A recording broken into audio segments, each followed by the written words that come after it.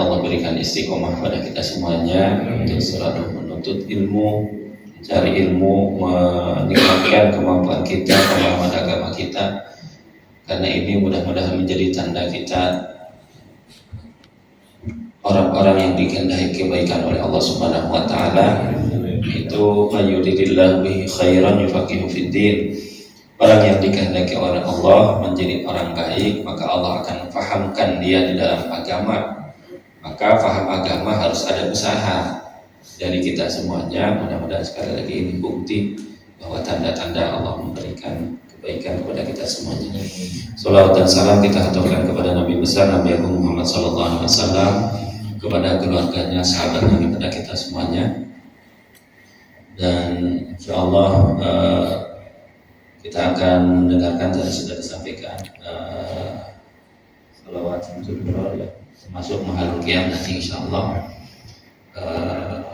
Mudah-mudahan ini bukti ekspresi kita, ekspresi kecintaan kita kepada Rasulullah sallallahu alaihi wasallam. Salah satunya mungkin kita ungkapkan dengan lantunan-lantunan bait syair yang disusun oleh para ulama terdahulu. Inna Allaha wa malaikatahu yusalluna 'alan nabi ya ayyuhalladzina amanu sallu 'alaihi wa sallimu taslima.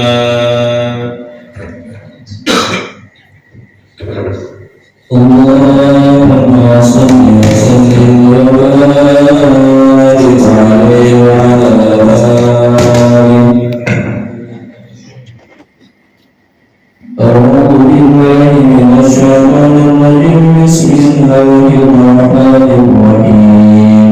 Inna fatahna laka fathan mubina liyaghfira laka Allahu ma taqaddama min dhanbika wa ma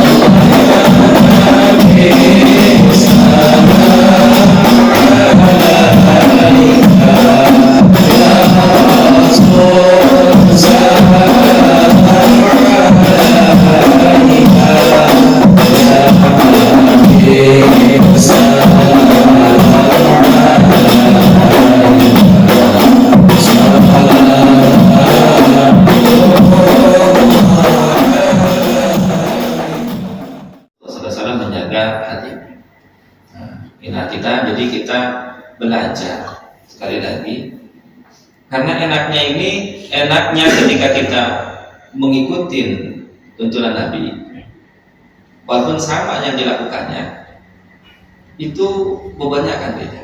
Contoh ya, dalam keseharian kita kan pakai baju, terlepas bahwa agamanya pun apa, pasti pakai baju kan, pakai pakaian. Tapi bagi seorang muslim, pakai pakaiannya itu akan punya bobot nilai pahala di hadapan Allah. Kenapa? Bismillahirrahmanirrahim. Saya pakai baju ini, mulainya dengan tangan kanan, sukinya dengan dari yang kanan. Saya niat menutupin aurat saya sebagai perintah Allah dan Rasul. Dapat pahala nggak kira-kira? Sama nggak dengan kalau orang pakai pakaian aja biasa, nggak pakai niat apa-apa? Sama nggak? Jadi diniatkan atau enggak? Tetap sama-sama pakainya. Coba bayangkan kalau kita niatnya itu, ya Allah saya menutupin ini, pakai pakaian ini sebagai dalam bentuk saya niat untuk menutupin aurat saya, dan itu adalah perintah Allah dan Rasulnya saya lakukan. Kalau niat ini hadir, ya kita pakai pakaian itu akan menjadi bobot pahala. Yang lain juga pakai, tapi mungkin bisa jadi nggak dapat pahala. Kenapa? Tidak diniatkan ke situ. Tiap hari kita makan apa tidak? Makan. Ya, mau kita kerja nggak kerja juga tetap makan gitu kan? Nah, kucing juga nggak kuliah juga makan. Kucing nggak sekolah juga makan. Ada sesuatu yang dibutuhkan. Bisa nggak itu hal aktivitas ini kemudian akan menjadi bobot? Gimana caranya? Ya Allah, Bismillahirrahmanirrahim. Saya makan niat supaya saya bisa kuat lagi untuk melakukan ibadah. Diniatkan itu akan jadi pahala. Makanya sama tetap makan, gitu ya. Bukan hanya sekedar untuk isi perut supaya kita kenyang saja, bukan sebatas itu, tapi diniatkan. Sama seperti bahkan termasuk istirahat pun gitu. Jadi seandainya umpamanya kita sudah lelah beraktivitas, kemudian kita membaringkan tubuh kita di kasur, di ranjang seterusnya, bahkan di sofa banyak sih. Saudara ya Allah, insyaallah saya mohon istirahat, saya izin untuk istirahat supaya saya dapat energi lagi untuk saya bisa melakukan ketaatan kepada Allah. Bisa dibayangkan itu 24 jamnya ibadah semuanya. Ibadah semuanya. Apa yang membedakannya? Tinggal klik aja, tinggal geserkan, tinggal diklikkan aja niatnya, akan beda pahala. Kan gitu. Nah, ini yang kemudian yang selalu harus hadirkan di dalam hati kita. Ada perasaan itu yang kemudian menjadikan bobot pahalanya di hadapan Allah itu berbeda. Nah, Dari hal itu yang kemudian kita lakukan, mungkin setidaknya sekali lagi ada 7 amalan yang sehingganya kita lakukan ini, yang berusaha kita jaga sebagai bentuk sinkronisasi kita dengan amalannya Rasulullah SAW. Yang pertama dari bangun pagi nih. Nah, bangun pagi itu kalau bisa kita qiyamul lail dulu. Qiyamul lailnya apa? Ya tahajud, ya sholat witir. Bahkan sholat witir itu Imam Hanafi menyebutkannya sebagai sholat wajib. Imam Hanafi, sholat wajib. Nah, apa bedanya dengan sholat duhur, sholat asar? Kata Imam Hanafi itu sholat fardu namanya. Gitu. Dalam mazhab Hanafi dibedakan antara fardu dengan wajib. Fardu itu lebih tinggi statusnya daripada wajib. Dalam mazhab Syafi'i disamakan. Wajib itu ya fardu. Nah, dalam mazhab Syafi'i hukumnya witir itu sholat sunnah muakkadah. Kenapa Imam Hanafi sampai berkesimpulan bahwa sholat witir itu wajib? Karena Nabi tidak pernah meninggalkan sholat witir dalam ketika dia mukim ataupun dalam perjalanan. Sekalipun dalam peperangan Nabi tidak pernah meninggalkan sholat witir. Gitu. Banyak berkesimpulan itu. Artinya terlepas dari hukumnya apa, niatkan saja. Ini berusaha saya ikuti apa yang dilakukan Rasulullah SAW. Gitu. Kalaupun nggak cukup 3 rakaat, 1 rakaat, 1 rakaat saja. Jadi umpamanya kalau diprogramkan menjadi kebiasaan, nggak usah dari jam 2, dari jam 3, dari jam setengah 3, kalau bisa syukur-syukur. Kalaupun enggak, mungkin sebelum subuh itu paling enggak 15 menit, 20 menit kita sudah bangun, ada waktu walaupun 2 rakaat, 2 rakaatnya tahajud, 3 rakaatnya witir. Coba bayangkan itu kalau diistiqomahkan, lihat di situ ada. Beda rasanya nanti. Beda rasanya kalau kemudian kita terbiasa untuk menjaga itu. Ya, qiyamul lail. 1 qiyamul lail. Yang kedua amalannya itu adalah itu masih pagi, istighfar 100 kali. Wabil asharihum yastaghfirun. Pada waktu sahur mereka beristighfar kepada Allah. Yang ini dilakukan Nabi setiap hari itu tidak kurang dari 70 sampai 100 kali beristighfar. Istighfar itu ibaratnya selalu lap. Jadi kita ini kan selalu melakukan memproduksi dosa dari seluruh anggota tubuh kita, maka dilapin tuh dengan istighfar itu. Dilapin, kotor dilapin, kotor dilapin. Karena potensi kotornya tiap hari, maka dilapinnya juga tiap hari. Itu jangan nunggu nanti udah kotor, udah nempel, udah numpuk, lebih susah, udah karatan. Dan itu Nabi mengungkapkan itu. Jadi kalau ada perbuatan dosa itu ada nuqtatun sauda fi qalbi, ada titik hitam di dalam hatinya. Terus makin banyak tertutup nanti. Ini yang disebutkan Allah tutup hatinya, Allah kunci hatinya. Khatamallahu ala qulubihim. Maksudnya kayak gitu. Sudah semakin jauh, semakin tidak pernah menyadari ada kesalahan ini, nggak pernah dibersihkan, nutup tuh. Kalau sudah nutup, kotornya di dalam, susah untuk bersihin. 2, ini masih pagi itu istighfar. Nah, kemudian paginya kita dengan sholat subuh plus dengan sholat sunnah. Artinya berjamaah. Yang ketiga berjamaah di masjid atau di mushola. Nah, selama kemudian kita mampu untuk berangkat, lakukan usahakan itu di mushola. Sebagai kesempurnaan kita. Terlepas hukumnya sholat sunnah, terlepas hukumnya adalah fardu kifayah. Ada yang mengatakan wajib juga sholat berjamaah itu. Nah, tapi dalam mazhab Syafi'i hukumnya adalah fardu kifayah. Fardu kifayah itu kalau sudah ada, yang lainnya tidak dapat dosa.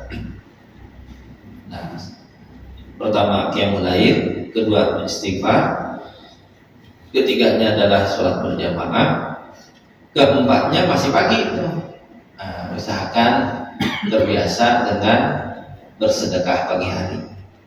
Ini saya pagi hari kenapa ada doa khusus kalau pagi hari itu didoakan oleh malaikat pagi. Ya berapapun gitu terbiasa. Ya sambil sholat subuh ada kotak tuh ya 5.000 ke ya 2.000. Jadi kan kebiasaan itu. Ya. Nah ini yang beberapa itu. Ya, yang keempat. Kemudian masih pagi hari lagi ada siangan dikit sholat duha. Yang kelimanya sholat duha.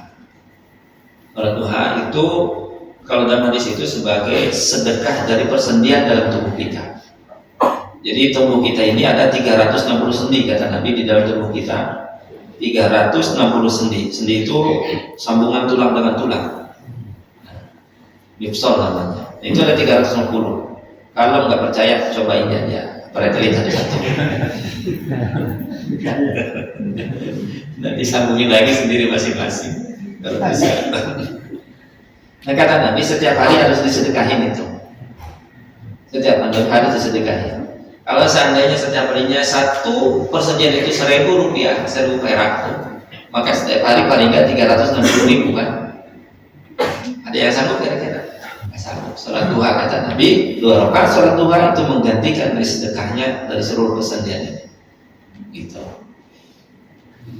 Hukumnya jangan bicara hukumnya, ini kebanyakan hukum nanti ya. Hukumnya kalau dalam itu ya sholat sunnah hukumnya. Tapi ini kan menjadi untuk meningkatkan level kita. Ya, artinya kalau yang sunnahnya aja digarap dikerjain, insya Allah yang wajibnya pasti beres. Karena rasa-rasanya nggak mungkin ada orang rajin sholat duha tapi sholat subuhnya kagak gitu kan? Sepertinya gitu. Kalau dia sudah sholat duha berarti yang wajibnya sudah pasti beres insya Allah. Gitu. Nah ini pada sholat duha. Nah yang berikutnya yang keenam itu usahakan setiap hari ada bacaan Al-Quran yang kita baca, sempatkan. Apakah itu 1 halaman, apakah itu 2 halaman, apakah baca surat Al-Mulk setiap malamnya itu silahkan baca. Tapi usahakan jangan ada yang terlewatkan dari hari kita untuk tidak baca Al-Quran.